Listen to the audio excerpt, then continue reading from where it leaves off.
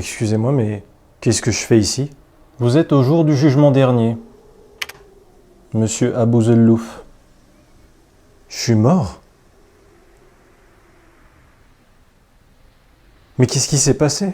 Oh, vous aviez besoin de sommeil, mais vous avez quand même choisi de conduire votre voiture au beau milieu de la nuit, car vous étiez pressé de rentrer chez vous. Puis vous vous êtes endormi derrière votre volant et vous êtes finalement rentré dans un camion. Ah. Mais alors, si je suis mort, ça veut dire que vous êtes mon créateur bien-aimé? Votre créateur... Ah, Jean-Mi! Ah non, il est de l'autre côté de ce portail, au paradis. Le paradis. Je vais enfin pouvoir y accéder. J'ai attendu ce moment toute ma vie. Ok, mais je vous arrête tout de suite, votre nom ne figure pas dans la liste des humains autorisés à rentrer au paradis. Désolé. Non, c'est pas possible, vous plaisantez, mais pourquoi? Alors déjà, tu baisses d'un ton pour commencer. T'es pas en France ici.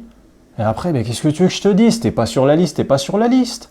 C'est comme ça, le comptage des péchés et bonnes actions est automatisé et infaillible. La base de données ne peut pas se tromper. Mais vous êtes sûr que vous avez bien orthographié mon prénom? Parce que moi, c'est Abdelaziz Avec un Y. Oui, c'est bon, on a tout sur toi. Prénom, nom, groupe sanguin, numéro de sécurité sociale, tous tes historiques Google Chrome en navigation privée. On sait toute ta vie de la première à la dernière seconde. D'accord, mais je comprends pas pourquoi je n'ai pas le droit d'aller au paradis alors que je suis musulman. Je me soumets à Allah depuis mon plus jeune âge, je suis les préceptes de son Saint-Coran. Il s'appelle Jean-Mi, pas Allah. Et le Coran, c'est une invention humaine. On n'a rien à voir là-dedans, nous. Le Coran, c'est un truc entre vous les humains. Le grand Jean-Mi n'a jamais envoyé de Coran sur Terre. Oui, je sais, c'est l'ange Gabriel qui a donné le Coran à Mohammed. Je viens de te dire qu'il n'y a pas d'Allah ni d'ange Gabriel qui aurait envoyé le Coran sur Terre. D'ailleurs, aucun des anges de Jean-Mi ne s'appelle Gabriel ou quoi que ce soit d'autre. Le patron ne nous a pas donné de nom. Ton Coran, c'est une invention humaine. Un point, c'est tout. Mais c'est pas possible que le Coran, ce soit une invention humaine. Donc ça voudrait dire que l'islam, ce serait un mensonge. Alors au tout départ, l'islam c'était juste une blague qui a mal tourné, mais ensuite, oui, c'est devenu le mensonge dans lequel tu as cru toute ta vie. Toi et plein d'autres gens qui, comme toi, arrivent régulièrement à mon bureau après une longue maladie, un arrêt cardiaque soudain, un accident de la route. Oui, j'imagine. Ou après avoir avalé par erreur de la brionne dioïque. Ce sont des baies. Des fruits. Les petites boules rouges toxiques que tu peux parfois trouver quand tu te promènes dans la forêt. Ah, d'accord. Donc voilà quoi. Et qu'est-ce que vous allez faire de moi maintenant? Si je vais pas au paradis, alors ça veut dire que je vais en enfer, c'est ça? Eh bien oui, en effet, la logique voudrait que tu ailles...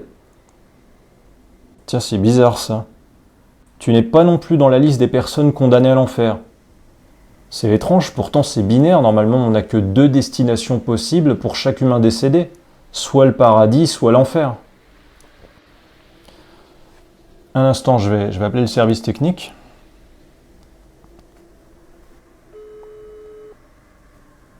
Salut, ça va? Ouais, ça va, tranquille, tranquille. Dis, j'ai un ressuscité devant moi et d'après la base de données, il ne va ni au paradis ni en enfer. C'est bizarre. Ouais, je sais, c'est ce que je me suis dit. Ok. Attends. Alors, son matricule, c'est 000 002 794 137 248 594 389.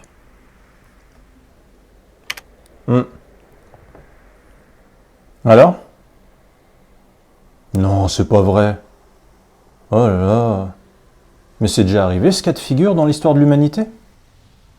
Bon, écoute, je vais voir ça directement avec le patron.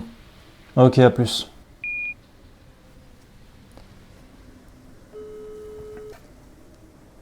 Oui, allô patron? Je m'excuse de vous déranger, on a un petit problème. En fait, je suis avec un ressuscité et c'est assez incroyable car il a obtenu le score parfaitement neutre de 0. Pile poil 0. Et ça ne nous est jamais arrivé ce cas de figure. Je ne connais pas la procédure. Du coup, qu'est-ce qu'on fait de lui? Je le laisse rentrer au paradis? Ou bien il va en enfer?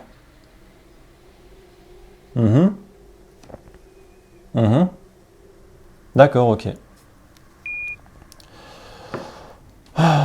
Bon, je t'explique. Apparemment, la valeur de la totalité de tes péchés terrestres est très exactement égale à la valeur de la totalité de tes bonnes actions terrestres. Et c'est jamais arrivé à aucun autre humain avant toi. Alors du coup, j'ai demandé au patron lui-même qu'est-ce que je dois faire de toi et il m'a répondu fais ce que tu veux, je te laisse juger s'il mérite le paradis ou l'enfer. C'est donc à moi qu'il revient de décider de ton sort. D'accord, alors, s'il vous plaît, je vous en supplie, laissez-moi entrer au paradis. Même si je ne l'ai peut-être pas appelé par le bon nom de mon vivant, je l'ai quand même adoré dès mon plus jeune âge. J'ai jamais douté de son existence. Je ne me suis prosterné que devant lui. S'il vous plaît. Jean-Mi ou Akbar? Vous êtes bizarres les musulmans. En quoi c'est plus méritant de se prosterner devant un seul Dieu plutôt que de se prosterner devant plusieurs dieux ou devant un poste de télévision? Sincèrement, c'est inutile de mettre en avant l'islam pour essayer de m'émouvoir ou de m'impressionner, puisque je te l'ai confirmé, l'islam c'est une imposture. Pardon, mais j'ai du mal à y croire. Il y avait tellement de preuves sur Terre que l'islam c'était la vérité. Il doit y avoir un malentendu. Ah oui? Et quelle preuve par exemple? Ah déjà, le Coran, c'est la plus grande œuvre littéraire au monde, voilà. Son style est unique, la profondeur de son message est universelle. Universel. Alors écoute, vu d'ici, on a remarqué que les œuvres littéraires les plus connues, les plus populaires et les plus lues parmi les humains sont traduites dans les principales langues vivantes les plus diverses et variées de ta planète. Ainsi, la République de Platon, par exemple, a été traduite dans toutes les principales langues terrestres et son sens général s'interprète très bien entre ces différentes langues. Ou le petit livre rouge de Mao, il a été traduit lui aussi partout dans le monde et ça ne pose pas de problème quant à son sens général transvasé d'une langue à une autre. La Constitution américaine est traduite dans les principales langues du monde terrestre et les lois américaines ont une version hispanique ou allemande ou chinoise et le sens général de ce texte peut parfaitement passer d'une langue à une autre, là encore. Idem pour les lois européennes qui passent du grec au français, du portugais au hongrois, sans polémique sur de la subversion sémantique. Le Petit Prince de Saint-Exupéry est aussi un livre traduit dans toutes les principales langues de ta planète. Bref, on peut trouver des essais philosophiques, des romans ou des textes de loi de plein de langues du monde terrestre importantes comme le chinois, français, anglais, espagnol, japonais, qui sont traduisibles dans plein d'autres langues que leur langue originelle et il y a rarement des polémiques à ce sujet. Il peut exister des petites nuances sémantiques parfois sur quelques termes traduits, mais d'une manière globale, le sens général du message et de la langue originelle de ces livres est compréhensible dans d'autres langues. Et puis bizarrement, le seul livre au monde qui serait impossible à traduire dans d'autres langues, selon la plupart de ses partisans, le seul livre dont le sens ne pourrait pas être restitué ou compris dans d'autres langues, ce serait le Coran. C'est le seul livre pour lequel on entend cette polémique régulière sur Terre quant à sa traduction supposément trop difficile ou impossible à réaliser. Étrange pour un livre qui doit s'adresser à tout le monde et fédérer l'humanité. Et en plus, le hasard est si mal fait que c'est vraiment pas de bol. À chaque fois qu'il y a une expression polémique dans le Coran qui est mal traduite, et ben à l'arrivée, la traduction erronée dit, tiens-toi bien, le contraire de la phrase originelle. C'est fou ce hasard, tu ne trouves pas? Il n'y a aucune autre grande œuvre littéraire terrestre où il y a aussi souvent des erreurs de traduction faisant dire l'exact contraire de l'original. Aucun autre livre de paix et d'amour dans le monde qui contient autant d'appels à tuer, à frapper, à combattre et à mutiler des gens non violents, soi-disant par erreur de traduction. Donc pour conclure, le Coran est l'œuvre littéraire la moins facilement compréhensible au monde, c'est le contraire de la capacité d'universalité de son message, et surtout qu'autant d'erreurs de traduction fassent dire le contraire de son contenu, c'est quand même la preuve que ton Allah ne protège pas l'intégrité de ce livre sacré finalement. Mais non, vous n'avez pas compris. Allah est une telle intelligence supérieure que du coup, le Coran dont il est l'auteur est trop complexe à comprendre pour les esprits humains plus limités en comparaison. Ah d'accord. Donc Allah a créé un Coran beaucoup trop compliqué pour être compris par les humains, mais en même temps il a quand même choisi de leur envoyer ce livre beaucoup trop compliqué pour eux à comprendre. Oui, enfin non, c'est pas ça.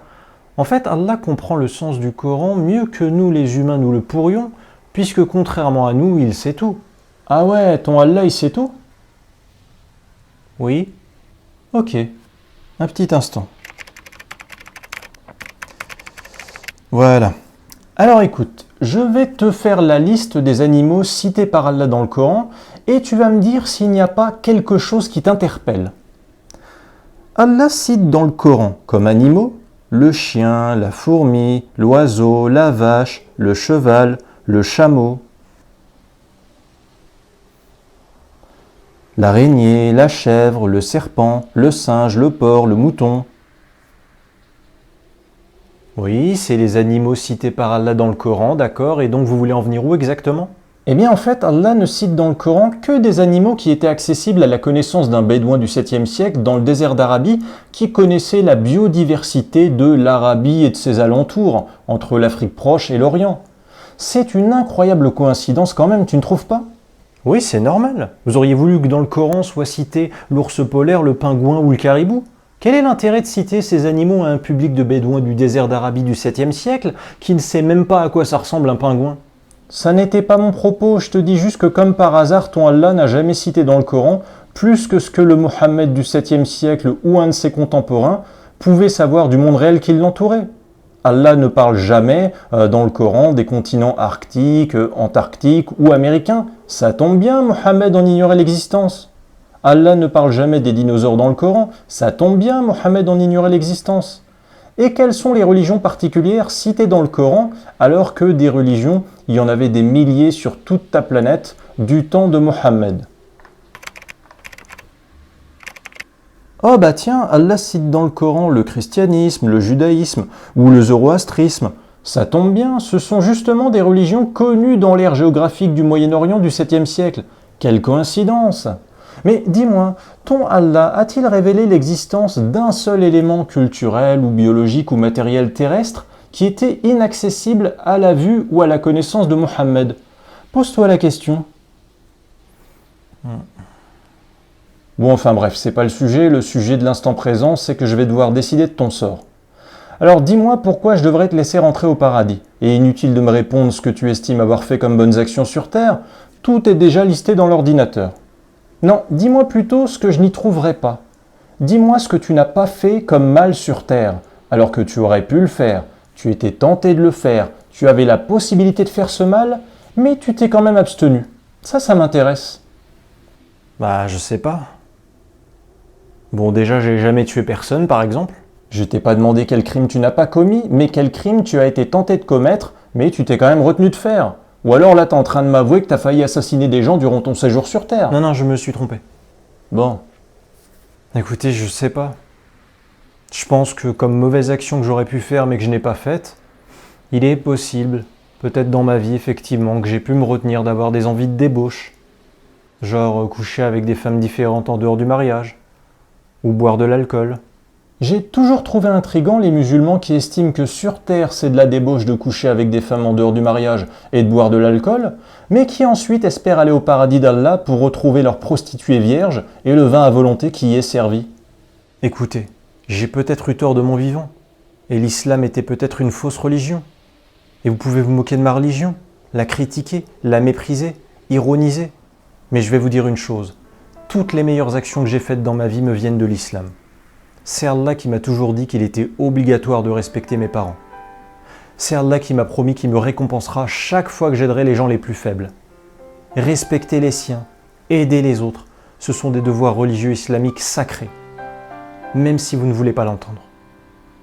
Voilà ce que j'avais à dire pour plaider la cause de mes bonnes actions et justifier ce qui m'a toujours dissuadé d'en commettre de mauvaises. Tu sais quoi? Ta réponse pleine de conviction m'a plus que jamais conforté sur la vraie place qui devrait être la tienne dans cette vie éternelle. Je vais maintenant t'avouer quelque chose.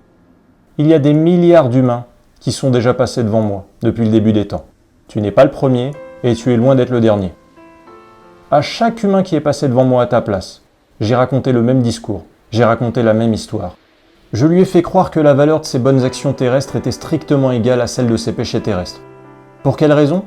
Parce que le grand Jean-Mi, qui savait déjà que tu méritais l'enfer, est toujours curieux de savoir quel regard les humains ressuscités portent sur le sens de leur vie. Sait-on jamais, peut-être qu'un jour un humain nous surprendra avec ses réponses. Ça n'arrive hélas jamais. Tu sais, dans ce paradis vivent des esprits libres, courageux, qui respectent les autres et font preuve d'humilité. Qu'as-tu fait de mieux dans ta vie qui te rendrait comparable à eux? Tu as passé un temps considérable à juger les autres et à leur dire ce qu'ils devraient faire pour être de meilleurs croyants.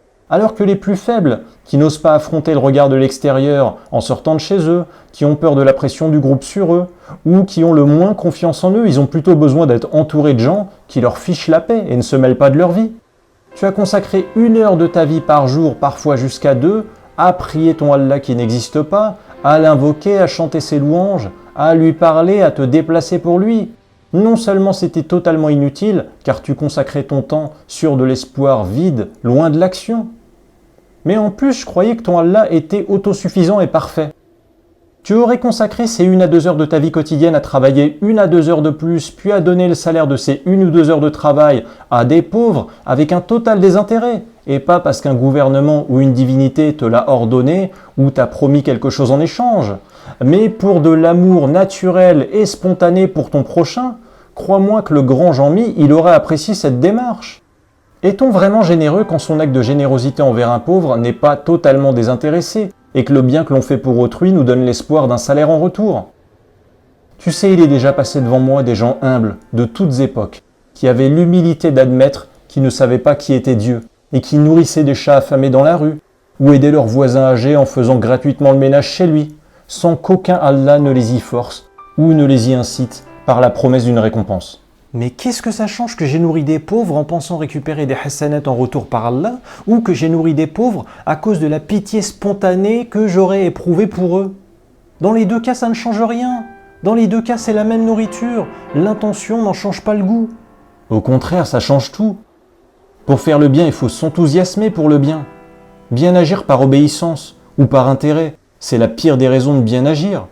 L'aide intéressée que tu as apportée à ces pauvres n'était donc pas plus généreuse que l'argent des riches prélevé en impôts par l'État, puis redistribué automatiquement en allocation familiale aux plus modestes. Allez, va donc rejoindre la destination finale que tu mérites, et qui en réalité n'a fait aucun doute, pas un seul instant, pour le grand Jean-Mi.